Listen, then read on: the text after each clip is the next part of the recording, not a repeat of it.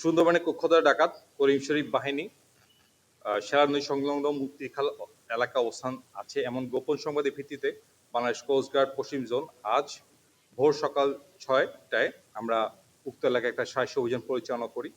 অভিযান পরিচালনা করে আমরা করিম শরীফ বাহিনীর সবচেয়ে প্রধান সহযোগী ওসমান গনিকে অস্ত্র এবং গোলাবারুদ সহ তাকে গ্রেফতার করি।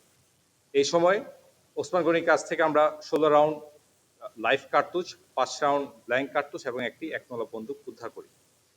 এই ওসমান গনি সাতক্ষীরা জেলার আশাশুনি এলাকার বাসিন্দা। সে দীর্ঘদিন যাবৎ এই করিম শরীফ বাহিনীকে অস্ত্র, গোলাবারুদ, লজিস্টিক সাপ্লাই এবং ডাকাতে সহযোগিতা করে আসছিল এবং সেই প্রত্যক্ষভাবে বিভিন্ন ধরনের অপহরণ এবং ডাকাতের সাথে সংযুক্ত ছিল।